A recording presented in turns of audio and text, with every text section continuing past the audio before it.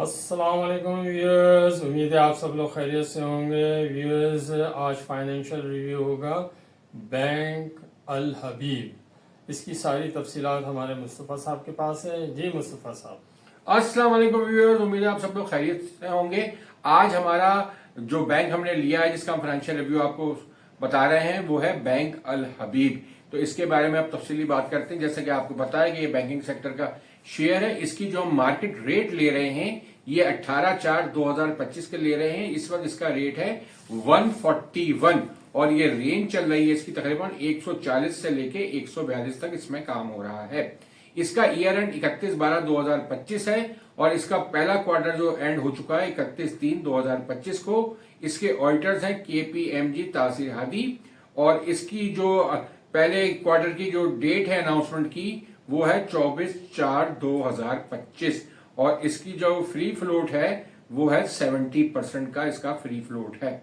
और इसकी major holding जो है वो डायरेक्टर्स, एग्जीक्यूटिव्स और इंडिविजुअल्स के पास ये तकरीबन 54.50% शेयर्स हैं। और इसके साथ ही मैं अगर बात करूं तो इन्वेस्टमेंट कंपनीज के पास जो ये शेयर्स हैं ये तकरीबन 9.08% शेयर्स हैं। जॉइंट और स्टॉक कंपनीज के पास 17.24% शेयर्स हैं और मुदारबा एंड म्यूचुअल फंड्स के पास 6.99% शेयर्स हैं और फॉरेन कंपनीज के पास 3.85% शेयर्स हैं। अब हम इसकी जो आपको की फाइनेंशियल रेशो और नंबर्स बताते हैं, उसको कंपेयर करते हैं हम 2023 को 2024 से, ताकि इसकी परफॉर्मेंस आपको पूरे साल की पता चल सके। तो इसकी अर्निंग पर शेयर जो 2023 में थी वो थी 31.78 और 2024 में इसकी हो गई 35.87। तो इसने एक अच्छी बड़ी ग्रोथ जो है 2024 में इसने हासिल की है। अब कैश डिविडेंड पर शेयर की बात करें तो उसका 2023 में जो था वो 14 रुपए पर शेयर का इसका कैश डिविडेंड था, यानी कि 140%। और 2024 में इसने जो डिविडेंड दिया है कैश, वो था 17 रुपए पर शेयर, यानी कि 170%, जो कि अब काफी इसने बेहतर आपको 2024 में कैश डिविडेंड दिया था। अब डिविडेंड यील्ड की अगर बात करें तो डिविडेंड यील्ड जो थी वो 2023 में इसकी थी 16.86% और 2024 में इसकी यील्ड हो गई 12% की। अब डिविडेंड पे आउट रेशियो अगर इसका हम देखें तो 2023 में इसने 44% डिविडेंड पे आउट रेशियो था और 2024 में इसका डिविडेंड पे आउट रेशियो और अच्छा हो गया और ये 47.39 हो गया। इसका जो ईयर एंड्स पे जो मार्केट रेट था वो आपका 2023 में सिर्फ 83 रुपीज इसका रेट था और 2024 में 135 रुपए रेट था 31/12/2024 को। अब हम हाई रेट की अगर इसकी बात करें तो 2023 में इसका हाईएस्ट रेट जो था वो 87.98 था और 2024 में इसका रेट था 140 रुपए। ऐसे अगर हम इसकी लो रेट के ड्यूरिंग ईयर की बात करें तो 2023 में ये 39.99 इसका लोएस्ट रेट था और 2024 में 77.90 इसका रेट था। प्राइस अर्निंग रेशियो की अगर हम बात करें तो 2023 में ये 2.62 टाइम्स था और 2024 में ये 3.8 टाइम्स है। अच्छा जी, बुक वैल्यू पर शेयर की बात अगर हम करते हैं तो इसकी बुक वैल्यू पर शेयर जो थी 2023 में 100.67 थी और 2024 में 117.31 थी। अब प्राइस टू बुक वैल्यू की बात करें तो 2023 में 0.83 था इसका और 2024 में इसका प्राइस टू बुक वैल्यू जो था वो 1 था।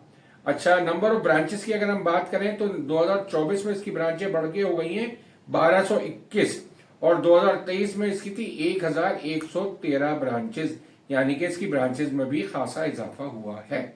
अब हम आपको बैंक अल हबीब का कंपैरिजन बताते हैं एवरेज बैंकिंग इंडस्ट्री के साथ, ताकि आपको इल्म हो सके कि इसकी कौन सी चीजें बेहतर है बैंकिंग इंडस्ट्री से, जो उसका एवरेज है, और कौन सी चीजें इसकी नेगेटिव है। तो सबसे हम पहले बात करते हैं पीई रेशियो की। जैसे मैंने पहले बताया इसका पीई रेशियो 3.8 है और बैंकिंग इंडस्ट्री का एवरेज जो पीई रेशियो है वो 4.4 है। तो ये आपका जो आपके इन्वेस्टर के लिए इसका पीई रेशियो खासा बेहतर है इन्वेस्टमेंट करने के पॉइंट ऑफ व्यू से। एवरेज जो है बैंकिंग इंडस्ट्री का उससे कम है। ऐसे अगर प्राइस टू बुक वैल्यू की बात करें तो प्राइस टू बुक वैल्यू जो है इसकी एक है 1% है, यानी कि 1 टाइम है। एक टाइम आप समझ लें इसको, और आपका जो एवरेज बैंकिंग इंडस्ट्री का है वो 0.9 है, यानी कि थोड़ा सा एक्सपेंसिव होता है प्राइस टू बुक वैल्यू के हिसाब से, इसकी 1 है, तो ये थोड़ा सा नेगेटिव है। अच्छा, हम डिविडेंड यील्ड की बात करते हैं तो एवरेज बैंकिंग इंडस्ट्री का जो डिविडेंड यील्ड है ये 12% है, और बैंक अल हबीब का जो है वो भी 12% है, यानी कि ये सेम है। इसका एवरेज इंडस्ट्री का जो है उसके हिसाब से ये दोनों जो है वो 12% ही है। अच्छा, अब हम रिटर्न ऑन एवरेज इक्विटी की बात करते हैं अगर, तो इसका रिटर्न जो है बैंक अल हबीब का ये 29% है और बैंकिंग इंडस्ट्री का 22% है, यानी कि इसका खासा बेहतर है, तो ये पॉजिटिव है। अगर हम करंट अकाउंट और सेविंग अकाउंट की बात करें यानी कासा की, तो बैंक अल हबीब का 88% है और एवरेज बैंकिंग इंडस्ट्री का 83% है, यानी कि ये जो है ये भी खासा पॉजिटिव है बैंक अल हबीब का। अब हम बात करते हैं यहाँ पे करंट अकाउंट रेशो की, तो करंट अकाउंट रेशो जो बैंक अल हबीब का वो 18% है और एवरेज बैंकिंग इंडस्ट्री का जो 20% है, यानी कि ये 2% से कम है, तो ये नेगेटिव है। अब हम बात करते हैं non performing loan to gross loan, तो बैंक अल हबीब का सिर्फ 4% है एनपीएल और जो एवरेज बैंकिंग इंडस्ट्री का है वो 6% है, यानी कि ये भी बैंक अल हबीब का पॉजिटिव है। अब लोन ग्रोथ की बात करते हैं, लोन ग्रोथ जो है वो बैंक अल हबीब का खासा कम है, ये सिर्फ 5% है, और बैंकिंग इंडस्ट्री की जो लोन की ग्रोथ है वो 27% की है, तो यहां इसमें खासा फर्क है। इसकी लोन ग्रोथ जो है वो बहुत कम है एवरेज बैंकिंग इंडस्ट्री से, तो ये खासा नेगेटिव है बैंक अल हबीब के लिए।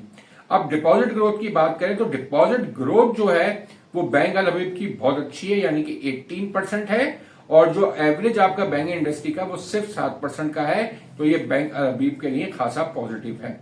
अब हम एडवांस डिपॉजिट रेशो की बात करें तो एडवांस डिपॉजिट रेशो भी जो है बैंक अल हबीब का ये कम है, यानी कि 40% है, और एवरेज जो बैंकिंग इंडस्ट्री का है वो 49% है, तो ये भी नेगेटिव है। तो इसको अगर हम लेते देखते हैं तो आपके नेगेटिव इसमें 1 2 3 और 4 नेगेटिव हैं, और आपके जो 6 आपके तकरीबन पॉजिटिव है। अच्छा, अब हम बात करते हैं एक्सपेक्टेड आपकी एनुअल अर्निंग 2025 में बैंक अल हबीब की क्या हो सकती है। तो इस तमाम सिनेरियो को देखते हुए, तमाम रेशोज को देखते हुए, जो और बैंकों की हालात जो चल रही हैं उनको सब देखते हुए मुझे कोई खास ग्रोथ 2025 में नहीं लगती है, इसलिए जैसे आपको इल्म है इंटरेस्ट रेट आपका खासा अब गिर गया है, तो लोग अब बैंक डिपॉजिट से पैसे निकाल रहे हैं और दूसरे एवेन्यूज में वो जा रहे हैं, यानी कुछ स्टॉक एक्सचेंज की तरफ जा रहे हैं, कुछ गोल्ड में इन्वेस्टमेंट कर रहे हैं, तो एक तरह से आपका डिपॉजिट की ग्रोथ भी होनी मुश्किल हो गई है। कुछ टैक्स के रेट भी आपके बढ़ गए हैं, पहले 39% था, अब ये तकरीबन 43% के करीब आपका हो गया है। इन्वेस्टमेंट भी जो है उसका रिटर्न भी, जो बैंकों की इन्वेस्टमेंट है ज़्यादा टी बिल और पीआईबी के रेट गिर गए हैं, तो उनमें भी कम रिटर्न आपको मिल रहा है। हाँ, जो आपकी पुरानी इन्वेस्टमेंट है तो उस पर तो आपको फिक्स रिटर्न मिल रहा होगा, मगर नई जितनी आपके अब डिपॉजिट में ग्रोथ हो रही है, जो आप नई इन्वेस्टमेंट कर रहे हैं वो कम रेट में हो रही है। इसी तरह से आपकी कैपिटल गेन जो है स्टॉक एक्सचेंज से वो भी अब खासा कम हो गया है। स्टॉक एक्सचेंज ने भी पिछले तकरीबन 3-4 महीने से कोई अच्छा परफॉर्मेंस नहीं दी है, कोई खास कैपिटल गेन जो है वो जितना पिछले साल में आपको मिला है वो इस साल की एक्सपेक्टेशन जरा सी कम लग रही है। तो हमें 2025 का जो इसका एनुअल अर्निंग लगती है, यानी कि अर्निंग पर शेयर लगती है, वो 35 रुपए 60 पैसे लगती है, और 24 में भी इसकी तकरीबन 35 रुपए 87 पैसे थी, तो इसमें तकरीबन आपको एक जैसे ही अर्निंग पर शेयर रहेगी, यानी कि 2000 से और 2024 में और 2025 में दोनों सालों में एक जैसी रहेगी। तो अब हम बात करते हैं कि इसकी वैल्यूएशन की, कि इसकी वैल्यूएशन क्या हो सकती है, इसकी मार्केट प्राइस क्या हो सकती है। तो हम आपको इसको 3 तरीके से इसकी मार्केट प्राइस आपको निकाल के बताते हैं। तो इसमें सबसे पहला मेथड जो हमारा होता है वो हम आपकी बात करते हैं expected price based on average PE ratio of banking industry.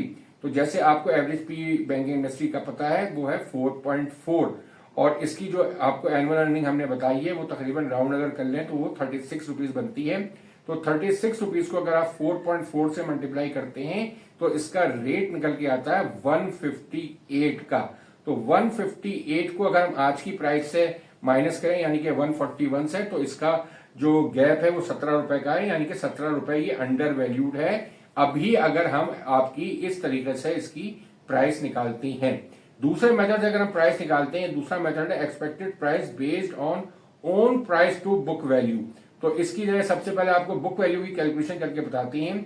तो इसकी बुक वैल्यू जो है आपकी 117 रुपए इसकी, यानी कि जो ओपनिंग बुक वैल्यू है, और इसमें 36 रुपीज की आपकी अर्निंग आ जाएगी। 17 रुपए का ये आपको डिविडेंड दे देगा। इसका डिविडेंड भी जो है हमने वही रखा है जो उसने पिछले साल दिया था, यानी कि 17 रुपए पर शेयर। तो इसको आप यहां से जब माइनस करेंगे तो इसकी जो बुक वैल्यू बनेगी वो 136 की बुक वैल्यू बनेगी।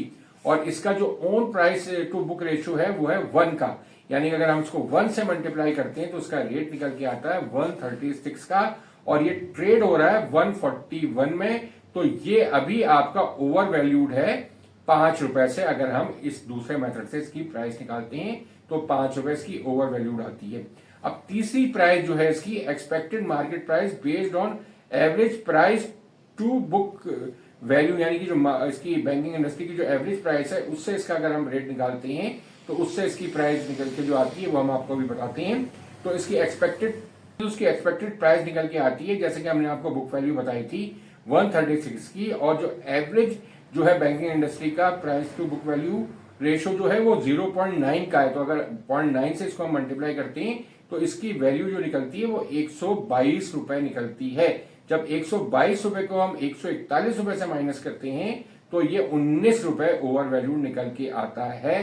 तो इस तरह से आपके ये तीसरे मेथड में भी जो निकला ये ओवर वैल्यूड निकला, और दूसरे मेथड में भी ओवर वैल्यूड निकला 5 रुपए से, और पहले जो है आपका एवरेज पीई रेशियो के हिसाब से ये अंडर वैल्यू निकलता है 17 रुपए। अब हमारी अपनी प्रिडिक्शन जो इन्वेस्टमेंट गुरु की ओन प्रिडिक्शन जो हमें लगती है, इस तमाम सिनेरियो को देखते हुए हमें इसकी मार्केट प्राइस मैक्सिमम जो लगती है वो 160 रुपए के करीब लगती है कि 2025 में इसकी प्राइस जो है 160 रुपए हो सकती है।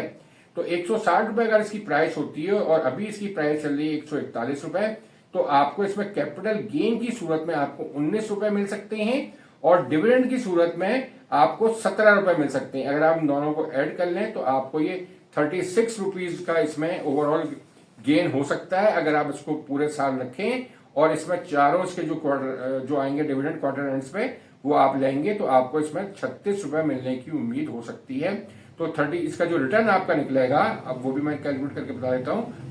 36 डिवाइड बाय 141, यानी कि जो अभी की प्राइस है उसके ऊपर हम डिवाइड करके बता रहे हैं आपको रिटर्न। तो इसका रिटर्न बनता है 25.5%, यानी कि इसको अगर हम राउंड कर लें तो 26% का पूरे साल में आपको इसका रिटर्न मिल सकता है। अगर आप बैंक अल हबीब में अभी इन्वेस्टमेंट करते हैं तो आप ईयर एंड में तकरीबन 26% का रिटर्न हासिल कर सकते हैं बमय इसके डिविडेंड के। तो एक खासा बेहतर रिटर्न है। अगर आप ये लेना चाहें तो ये आप इसमें इन्वेस्टमेंट कर सकते हैं, और ये शेयर लॉन्ग टर्म के लिए खासा बेहतर है। शॉर्ट टर्म में तो एक साल में आपको तकरीबन 26% का रिटर्न मिलेगा, मगर अगर आप चाहें तो इसमें लॉन्ग टर्म जरूर इन्वेस्टमेंट कर सकते हैं। 4-5 साल बाद अगर इसमें आप इन्वेस्टमेंट करेंगे तो ये आपको बहुत अच्छा रिटर्न दे सकता है। इसके साथ ही अपनी इस वीडियो का इख्तिताम करते हैं, जो हमने बैंक अल हबीब के बारे में आपको तमाम बताया। अब हम बात करते हैं अपने चैनल की मार्केटिंग के बारे में। जैसे आपको इल्म है, हम आपको अपनी 6 महीने की मेंबरशिप जो है वो 7,000 रुपए में आपको दे रहे हैं। अगर आप लेना चाहते हैं तो इसके लिए आप हमें व्हाट्सएप करके हमें बता सकते हैं। और इसके साथ साथ जो इसकी साल भर की जो मेंबरशिप है वो है 12,000 रुपए। तो उसके लिए भी आप हमसे कांटेक्ट कर सकते हैं। अगर आपको मजीद मालूमात चाहिए तो हम आपको तफसीली इसकी ऊपर बता सकते हैं कि आपको इसके क्या बेनिफिट होंगे। और इसके साथ साथ हम आपको जो है इसके साथ साथ आपको रिटायरमेंट की प्लानिंग भी करते हैं, और आपका जो है पोर्टफोलियो भी बना के आपको देते हैं, मगर इसकी फीस सेपरेट है। अगर आप अपना चाहें तो अपना पोर्टफोलियो भी बनवा सकते हैं और अपनी रिटायरमेंट प्लानिंग भी करा सकते हैं, जो कि खासी जरूरी चीज है जो हर एक को करवाना चाहिए। इसके साथ ही अपनी इस वीडियो का इख्तिताम करते हैं कि आप हमारे चैनल को सब्सक्राइब करें, लाइक करें, बेल के निशान को जरूर प्रेस करें। इसके साथ ही खुदा हाफिज। खुदा हाफिज।